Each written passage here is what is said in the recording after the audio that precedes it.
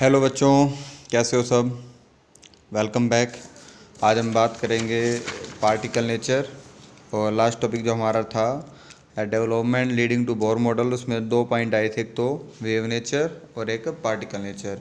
Wave nature को हमने explain करा था according to Maxwell, that explain the charge particle जब मूवमेंट करता है तो इलेक्ट्रोमैग्नेटिक रेडिएशंस को प्रोड्यूस करता है। जो और इलेक्ट्रोमैग्नेटिक जो रेडिएशंस जो बनती हैं उनको इलेक्ट्रोमैग्नेटिक, उनमें 2 फील्ड बताए थे हमने, इलेक्ट्रिक फील्ड और मैग्नेटिक फील्ड। ये दोनों परपेंडिकुलर होते हैं एक दूसरे के और लाइन टू ऑफ प्रोपोगेशन के भी परपेंडिकुलर हैं।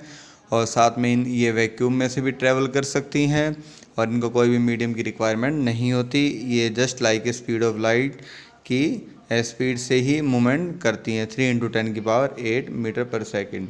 अब इन इलेक्ट्रोमैग्नेटिक रेडिएशंस को हमने अरेंज करा था अलग अलग रेडिएशंस फ्रिक्वेंसी और वेवलेंथ के बेस पर, डेटिकल इलेक्ट्रोमैग्नेटिक स्पेक्ट्रम भी बोलते हैं इसको। और विजिबल लाइट की जो फ्रिक्वेंसी है वो 10⁻15 है और वेवलेंथ है 400 to 750 नैनोमीटर के बीच में ये लाई करती है। विव की और अलग अलग कलर, रेड लाइट की वेवलेंथ सबसे ज़्यादा और वॉलेट कलर की वेवलेंथ सबसे कम होती है। ये तो हुआ हमारा वेव नेचर। जो हमारा सेकंड पॉइंट है particle nature, that's main point. Particle nature है क्या बेटा, यहाँ से टॉपिक थोड़े बहुत कॉम्प्लिकेटेड हो जाते हैं सेकंड चैप्टर के, ठीक है। अब पार्टिकल नेचर और इलेक्ट्रोमैग्नेटिक रेडिएशंस और साथ में प्लैंक क्वांटम थ्योरी भी कहलाती है। पार्टिकल नेचर क्या मतलब है, देखो कुछ एक्सपेरिमेंट हुए थे, एक है डिफ्रैक्शन और एक है इंटरफेरेंस। ये वाले दो, डिफ्रैक्शन और इंटरफेरेंस, इनको एक्सप्लेन किया गया वेव नेचर के द्वारा। अब ये वाले 2 पॉइंट आप अपनी फिजिक्स वाली मैडम से या सर से पूछ सकते हैं, वो अच्छा एक्सप्लेन करेंगे डिफ्रैक्शन और इंटरफेरेंस। थोड़ा इनका डिटेल टॉपिक आपको मिल जाएगा, पर डिफ्रैक्शन का मतलब ये रहेगा कि लाइट का बैंड होना। अगर लाइट जा रही है और उसके सामने कोई ऐसा ऑब्जेक्ट आ जाए और ऑब्जेक्ट की पीक से टकरा कर लाइट बैंड हो जाती है, डेट इज कॉल्ड डिफ्रैक्शन। और इंटरफेरेंस होता क्या है कि जब 2 वेव्स आपस में कंबाइन होती हैं, या तो सेम वेव हो या डिफरेंट फ्रीक्वेंसी की वेव हो, तो जैसे ही कंबाइन होंगी तो उनके बीच में डिस्ट्रीब्यूशन शुरू हो जाएगा at each point in space is the algebraic या vector sum of disturbance at that point resulting from each interfering waves. मतलब ये इंटरफेरेंस एक तरह से जब 2 वेव सेम फ्रिक्वेंसी की अलग अलग फ्रिक्वेंसी की हों तो उनमें डिस्ट्रीब्यूशन हो जाता है, कुछ पॉइंट्स पर वेव के ऊपर वेव ऐड होनी शुरू हो जाती है। तो ये टॉपिक जो है वैसे 12th क्लास में आपको देखने को मिलेंगे। तो ये वेव नेचर को एक्सप्लेन करते हैं डिफ्रैक्शन और इंटरफेरेंस, पर हमने यहाँ पर करना है पार्टिकल नेचर को एक्सप्लेन करना है। पार्टिकल नेचर को एक्सप्लेन करने के लिए यहाँ पर 19th सेंचुरी में physics known as classical physics इसको थोड़ा बहुत एक्सप्लेन करने की कोशिश की गई थी। पर पहला पॉइंट जो रहेगा पार्टिकल नेचर का, nature of emission of radiation from A hot body. मतलब जो हॉट बॉडी का दूसरा नाम है ब्लैक बॉडी रेडिएशंस भी बोलते हैं, black body radiations. Nature of emission, जब हम किसी कोई भी मटेरियल को गर्म करते हैं तो उनका जो वापस जो रेडिएशंस निकलती हैं उनका नेचर कैसा होगा। सेकंड है इलेक्ट्रॉन का इजेक्ट होना, बाहर निकलना फ्रॉम मेटल सरफेस, जब इसके ऊपर कोई भी रेडिएशन स्ट्राइक होती हैं, मतलब गिरती हैं तो मेटल से इलेक्ट्रॉन कैसे बाहर निकलते हैं, हमारा ये पॉइंट रहेगा। तीसरा पॉइंट ये रहेगा कि जितने भी सॉलिड हैं उनका वेरिएशन रहता है, variation of heat capacity of solid as a function of temperature. Variation of हर एक सॉलिड को हीट करने की जो कैपेसिटी है वो अलग अलग है, वो डिपेंड करेगा अलग अलग टेम्परेचर पे। हर कोई सॉलिड अलग अलग टेम्परेचर पे हीट होता है। और फोर्थ पॉइंट रहता है line spectra of atom with special reference to hydrogen. ये लाइन स्पेक्ट्रा हाइड्रोजन के रिस्पेक्ट में बताएंगे। हाइड्रोजन में एक इलेक्ट्रॉन होता है, जैसे हीट करते हैं वो इलेक्ट्रॉन जंप करता हुआ आगे बढ़ जाता है। अपने ऑर्बिट से वो बाहर निकलता जाता है। तो कुछ रेडिएशंस प्रोड्यूस होती हैं, उनको नाम बोलते हैं लाइन स्पेक्ट्रा। आगे हम एक्सप्लेन करेंगे। तो हम बात करते हैं यहाँ पर मैक्स प्लैंक की जो थ्योरी थी। मैक्स प्लैंक ने ब्लैक बॉडी रेडिएशंस का जो थ्योरी दी थी 1900। दिस फिनोमिना नीचे गिवन है। वो क्या कहता है कि जब कोई सॉलिड बेटा हीट करते हैं और दे emit radiations over a wide range of wavelength. जब हम किसी भी सॉलिड को गर्म करते हैं बेटा, अगर हम बात करें किसी सॉलिड को हीट करते हैं तो उससे अलग अलग रेडिएशंस बाहर निकलती हैं। वाइड रेंज कह रहे हैं यहाँ पर। जैसे यहाँ पर एक एग्जांपल लेते हैं, देखो आयरन रॉड को जब हम गर्म करते हैं फर्नेस के अंदर, किसी भट्टी के अंदर, तो पहले वो डल रेड, पहले लाल हुई, तो रेड कलर की वेवलेंथ अलग थी 750 नैनोमीटर के आसपास। फिर इसको और गर्म करा, फिर गर्म करते गए more and more, red as the temperature increase, लाल करते गए और टेम्परेचर बढ़ाते चले गए। और जैसे ही हीट होता गया वो, तो रेडिएशन जो निकलनी थी वो अलग अलग होती चली गई। फाइनली जो रेडिएशन थी वो वाइट में आई, फिर धीरे धीरे ब्लू में आई, और जैसे ही टेम्परेचर हाई हुआ। तो यहाँ पर रेडिएशन जो थी वो लगातार बदल रही हैं, वेवलेंथ अलग अलग वेवलेंथ निकल रही हैं, क्योंकि उसको गर्म कर रहे हैं। इसी तरह से हम किसी भी सब्सटेंस को गर्म करते हैं तो वो अपनी रेडिएशंस को चेंज करता है। ठीक है बेटा। तो आप ब्लैक बॉडी से ये मत समझना कि ये काले रंग की वस्तु से रिलेटेड है, ऐसा कुछ नहीं है। सिर्फ कंसेप्ट का नाम था ब्लैक बॉडी। मतलब जब हम किसी भी मटेरियल को गर्म करते हैं तो वो उसकी रेडिएशन चेंज होती है, डेट्स मीन्स ये रहेगा। इसका ये कहता है कि it means that the frequency of emitted radiations goes from lower frequency to higher frequency. जब रेड से हम ब्लू की तरफ जा रहे हैं, यहाँ पर आयरन की रॉड को जब गर्म करा तो रेड कलर की वेवलेंथ ज़्यादा थी, फ्रिक्वेंसी कम थी।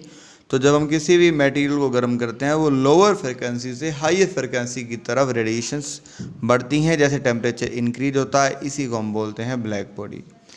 अब red colour line in lower frequency region, जबकि blue colour belong to higher frequency region. ठीक है, ऑफ इलेक्ट्रोमैग्नेटिक स्पेक्ट्रम। यहाँ पर हम इसको पीछे वाले पेज पर आसानी से देख सकते हैं। रेड वाला लो फ्रिक्वेंसी में है, वेवलेंथ इसकी ज़्यादा है, और ब्लू वाली रेंज फ्रिक्वेंसी इसकी ज़्यादा है, वेवलेंथ इसकी कम है। ये सेम पॉइंट यहाँ पर हमें कहना चाहता है। ठीक है। अब यहाँ पर जो mainly ideal body, the ideal body, ideal जो बॉडी होगी विच एमिट जो निकालेगी और एब्जॉर्ब रेडिएशंस जो किरणों को एब्जॉर्ब करेगी of all frequency is called black body.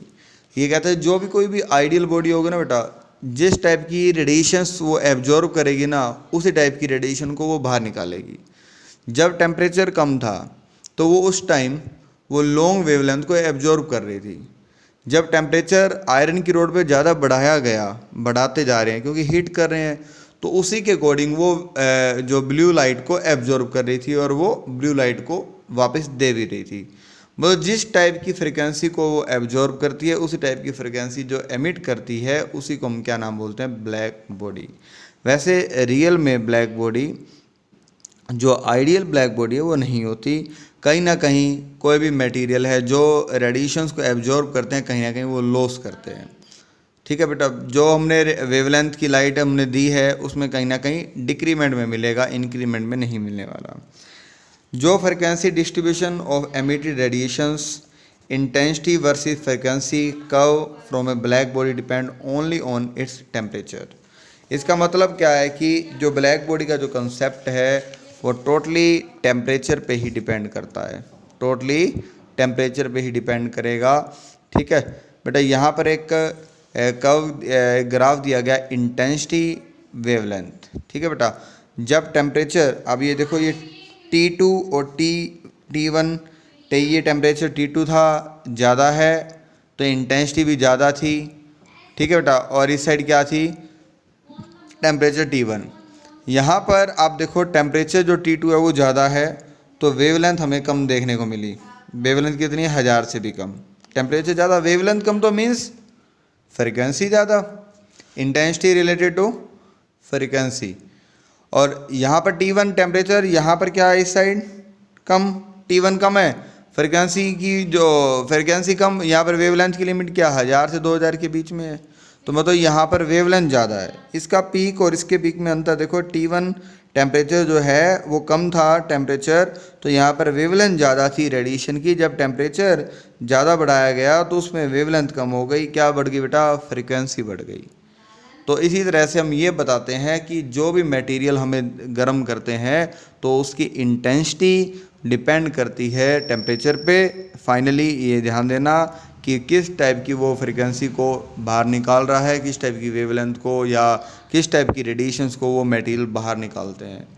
जैसे हम हीट बढ़ाते जा रहे हैं तो वेवलेंथ वाली लाइट कम निकलेगी, वेवलेंथ जो लाइट होगी वो कम होती चली जाएगी और फ्रिक्वेंसी वाली बढ़ती चली जाएगी। जैसे हमने पीछे इलेक्ट्रोमैग्नेटिक स्पेक्ट्रम में अलग अलग वेवलेंथ और अलग अलग फ्रिक्वेंसी की जो लाइट दिखाई थी उसके अकॉर्डिंग यहाँ पर बदलता रहता है। यहाँ पर एक पॉइंट और हमें देखने को मिला कि जो ऊपर एक्सपेरिमेंटल रिजल्ट जो थे वो कहीं ना कहीं can't explain satisfactory on the basis of wave theory of light, कुछ पॉइंट को एक्सप्लेन नहीं कर पाए। प्लैंक की थ्योरी हमें ये बताती है कि एटम्स और मॉलिक्यूल कुड एमिट और absorb energy in A discrete quantity, क्योंकि यहाँ पर एटम्स के बारे में कोई जिक्र नहीं था कि कौन सा मॉलिक्यूल्स एनर्जी एब्जॉर्ब करते हैं, कौन निकालते हैं। यहाँ पर फाइनली जब ऊपर थ्योरी एक्सप्लेन नहीं कर पाई तो फर्दर आगे स्टडी हुई तो प्लैंक के अकॉर्डिंग ये सजेस्ट हुआ था कि एटम और molecule could emit energy in A discrete quantity. Discrete मतलब एक पर्टिकुलर क्वांटिटी की एनर्जी लेते हैं और निकालते हैं, not in a continuous matter, लगातार वो नहीं निकालते। ये प्लैंक ने कहा कि पार्टिकल, एटम और मॉलिक्यूल कुछ एक अलग अलग, मतलब हर एटम या हर मॉलिक्यूल अलग अलग एनर्जी को एब्जॉर्व करेगा और हर अलग अलग निकालेंगे, और एक कंटिन्यूस लगातार एक चैन नहीं बनने वाली। वो जो लाइट बाहर निकलती है या वो एब्जॉर्व करता है बेटा, वो इन दी फॉर्म ऑफ पैकेट, ये पैकेट है, इन पैकेट के अंदर एनर्जी भरी हुई है, वो पैकेट की फॉर्म में एनर्जी बाहर निकालते हैं ऐसे, तो that is called packet of light. ठीक है, जब लॉन्ग चैन बन जाती है तो उसमें बोलते हैं क्वांटा, और सॉरी जो एक पैकेट है बेटा, एक पैकेट को बोलते हैं क्वांटा। ठीक है, एक पैकेट को बोलेंगे क्वांटा, और जब लॉन्ग चैन बन जाती है उसे बोलते हैं फोटोन, भी बोलते हैं फोटोन। ठीक है, और यहाँ पर आप थ्योरी पे अगर हम पढ़ें, Planck gave the name quantum theory to smallest quantity of energy, जो थोड़ी सी क्वांटिटी ऑफ एनर्जी है डेट कैन बी एमिटेड और absorb in the form of electromagnetic radiation. ठीक है, जो एनर्जी एब्जॉर्ब हुई है या एमिटेड हुई है, बाहर निकली है in the form of electromagnetic radiations, that is called quantum. और एक पैकेट को बोलते हैं क्वांटा, लॉन्ग चैन को बोलते हैं फोटोन भी नाम बोलते हैं। यहाँ पर जो प्लैंक ने फॉर्मूला दिया था E = h nu, E = h nu, energy जो है वो directly proportional to frequency, energy directly to frequency, क्योंकि एनर्जी हम हीट कर रहे थे, टेम्परेचर बढ़ा रहे थे, और जैसे डायरेक्टली को साइन ओपन करा था तो यहाँ पर एक कांस्टेंट आया था H कांस्टेंट है, प्लैंक कांस्टेंट। क्या ये प्लैंक कांस्टेंट, उस H की वैल्यू फिक्स है 6.626 × 10⁻³ जूल सेकेंड। बेटा ये H की वैल्यू थी, यहाँ पर हम बुक में हमें मिल जाएगी H की वैल्यू, दैट ये प्लैंक कांस्टेंट। तो इससे प्लैंक ने बताया कि जो एनर्जी होती है वो फ्रीक्वेंसी से रिलेटेड होती है। अब यहाँ पर जो पार्टिकल नेचर के बारे में, अभी ब्लैक बॉडी रेडिएशन का कंसेप्ट हमारा यहीं पर है, ब्लैक बॉडी। जो इससे हमारा जो अगला टॉपिक रहेगा वो फोटो इलेक्ट्रिक इफेक्ट रहेगा, वो आपको नेक्स्ट वीडियो में इसको एक्सप्लेन किया जाएगा। और कंटिन्यू हमारे चैनल को लाइक करें और सब्सक्राइब करें और शेयर करें।